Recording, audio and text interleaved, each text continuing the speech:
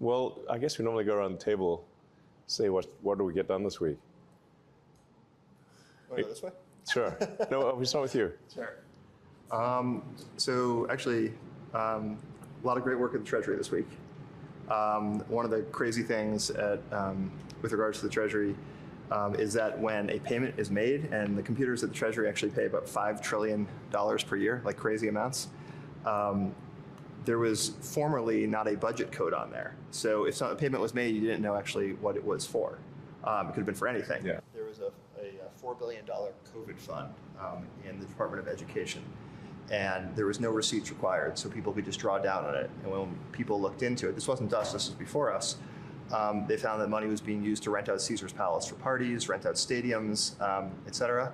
And so the one change that DOGE made with the Department of Education is we had the simple requirement that if you draw down money, you must first upload a receipt.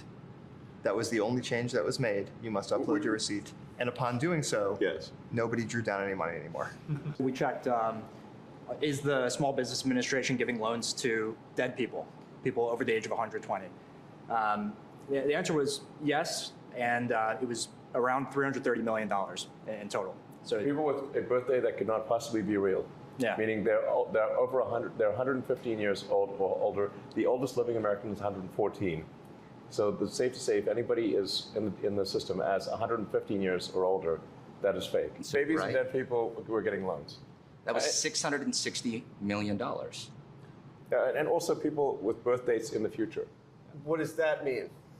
Well, in one, I mean, I think the birth date, I think in one case was like Fetuses were getting No, loans. not even. No, really sort of you're talking about like your great grandchildren, like with the birth date, like I think it was like 2165.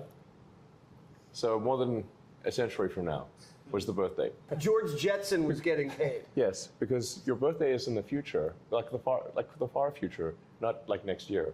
Right. And this is either fraudulent or we have your birthday wrong. It's One of either the- a typo or someone's stealing. Which is it? Yes. Right. Yes. These programs, these grants are going to be like along the lines of save the baby pandas.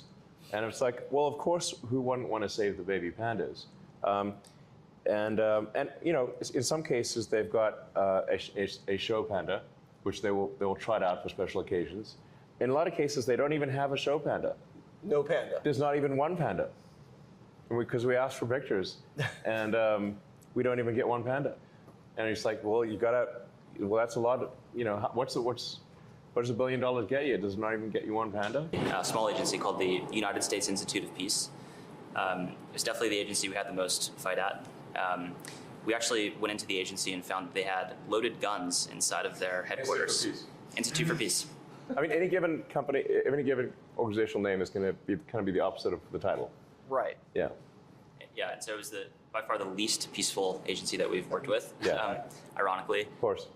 Additionally, we found that they were spending money on things like private jets, and they even had a $130,000 contract with a former member of the Taliban. This is real. We don't encounter that at most agencies. Yeah. What was the money going to the Taliban for? So as a contractor, they received $130,000 for generic services. And to Elon's point, there was not actually a clear description of what the contractor services were for. But